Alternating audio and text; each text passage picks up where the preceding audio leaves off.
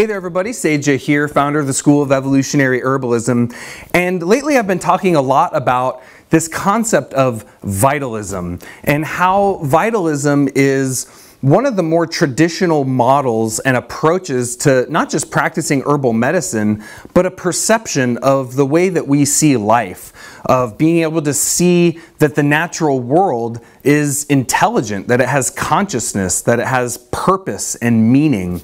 And I think this is a critically important way of learning to see the world kind of on a big picture level, because I think some of the biggest problems we're facing on the earth at this time are because we don't have this vitalist perspective of the natural world. We don't see nature as intelligent, and that has led to the human being separating ourselves from the natural world, which I believe is at the root causes of a lot of the major ecological issues that we're facing, health issues that we're facing, and it goes on and on and on.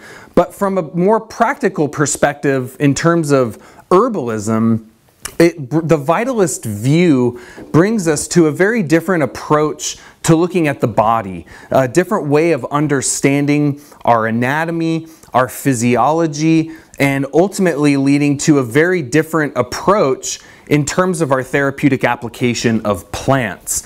And one of the critical elements of a vitalist worldview is seeing that the body is intelligent, as we are as much a part of nature as anything else, and that through following the intelligence of the body, that our healing work with the plants is oriented in a way that we're simply supporting the body in doing what it is naturally trying to do on its own, that we're supporting the body's innate internal healing mechanisms rather than allopathically or biochemically suppressing symptoms and things like that.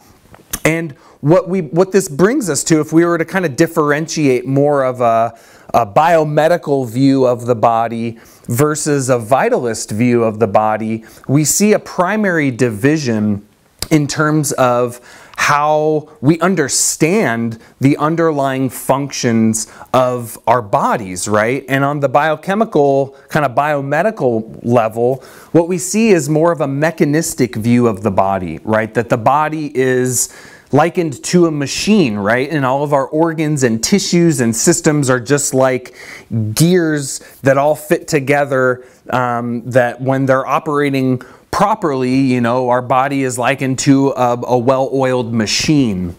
And that when that machine isn't functioning properly, i.e. we have a disease or a symptom or something is wrong, then we simply need to fix the broken part in the machine, which, you know, ultimately has led us to full-on replacing parts of the body through the wonders and discoveries of modern science. And I don't want you to get me wrong. I believe that modern science and the biomedical model has made some incredible advances in medicine, and there's a lot of things that they're able to do that are incredible and amazing and save lives, right? But what we see is when we have that more mechanistic understanding of the body, is that it leads to an herbal approach that really doesn't work that well, right? That if we just try to understand how plants influence the body based on a mechanistic understanding, which typically leads to looking at the chemical constituents in the plants, their pharmacological mechanisms of action, their pharmacokinetics, that is how those constituents are used in the body and how they move through the body, that can be a very limiting way of understanding how plants heal. And so on the other side, when we look at more of a vitalist understanding of the body, we see that the body is likened to a garden, right, or to an ecosystem. It's what I like to think of as an ecological model of physiology rather than a mechanistic one. And so what we see in the vitalist traditions of both Western and Eastern, Northern and Southern herbal medicine is that the human being is seen as a microcosmic reflection of the macrocosm, of the universe, of nature. And in that way we see that the human body is just a mirror image of the underlying forces of nature. And this is an incredibly powerful way of seeing the body, for we're able to relate the underlying functions and anatomy of our body and relate it to ecosystems, right? So a great example of this is just in the way that we understand our organ systems, right? Where we think of our respiratory system, it's like that air element. We're seeing the way we breathe in and breathe out, and the way that air element mediates between the external and the internal worlds, and how that air element, that the lungs and the respiratory system, when they become imbalanced, they take on a very particular type of ecosystem, right? So, from a mechanistic perspective, if someone has, say, a respiratory tract infection, well, they're going to say, well, you have this, this pathogen, this virus, or this bacteria that's causing this infection, and we need to kill the pathogen, and then you'll be better, right? And while that's one certain element of it, if we approach our herbal therapeutics from that perspective, then we're just going to be looking at herbal antivirals, herbal antibiotics, and just try to kill the bug.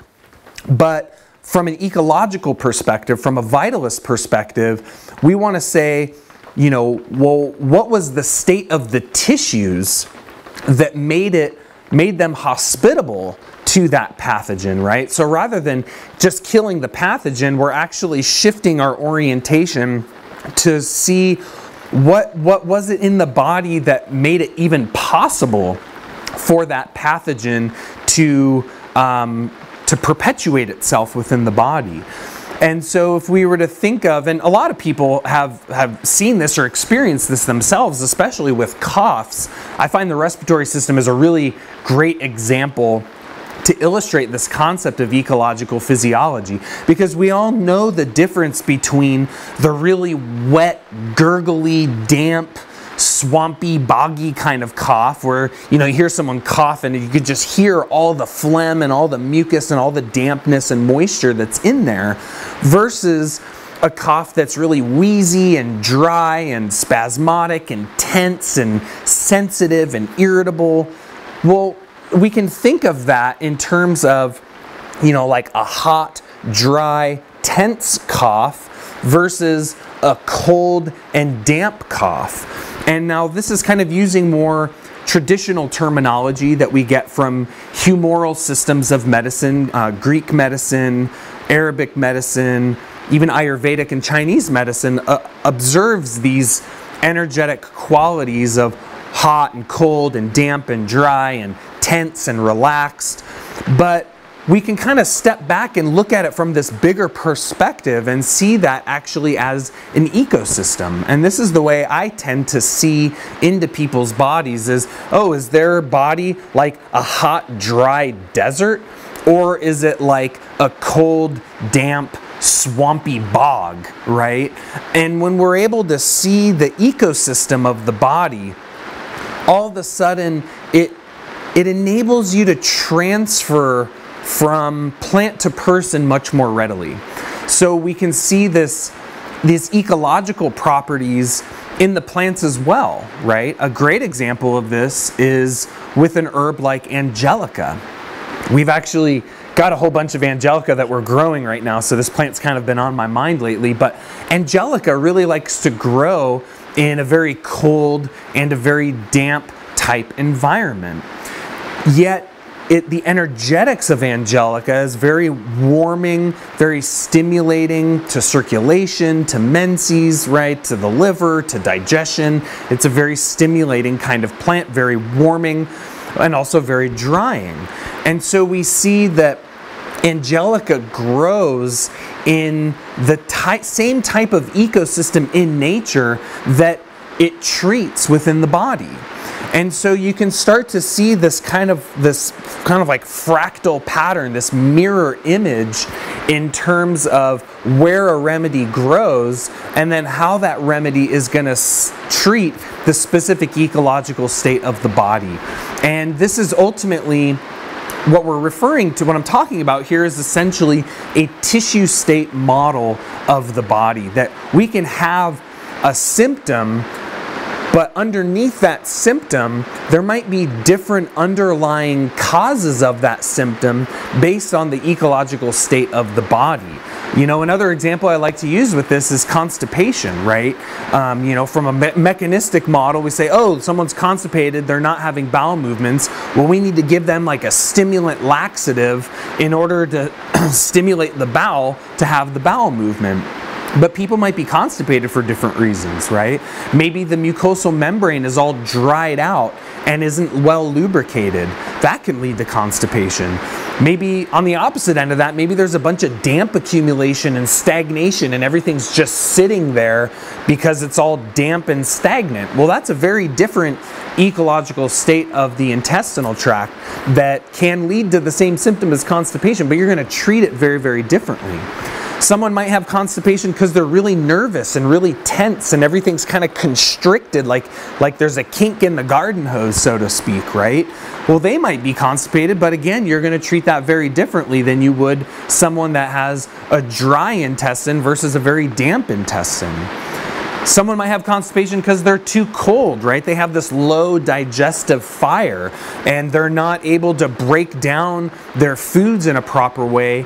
Maybe everything isn't secreting enough digestive enzymes or bile. There's kind of this depression within the organ systems that's preventing them from actively breaking the food down, right? So that can lead to depression. So you're going to constipation. So you're going to treat these tissue states, these different ecological patterns very, very differently, right? Someone with the dry bowel is going to respond very well to something like marshmallow root or aloe vera, very soothing, moistening type remedies. Whereas someone with dampness is going to respond very well to bitters. Whereas someone with tension is going to respond very well to antispasmodics. Whereas someone with coldness is going to respond very well to warming carminative type remedies, right? So I speak to this because this is a really critical element of holistic herbal medicine, that herbal medicine has been practiced successfully all across the world for thousands of years before we had more of this mechanistic biochemical model of understanding the body. And I don't think these models are necessarily in conflict with one another. I think it's when we only orient on one side of the equation too strongly and we reject the other that all of a sudden we become limited. So even the vitalist herbalist can still take into consideration what a biomedical model has to offer, that we can understand the causes of certain diseases and symptoms from the scientific understanding. And same as the way a biomedical model can really learn a lot from this more vitalist ecological model of the body. So I don't really see them as conflicting. I really see them as working together to create ultimately a more holistic understanding of how our bodies function.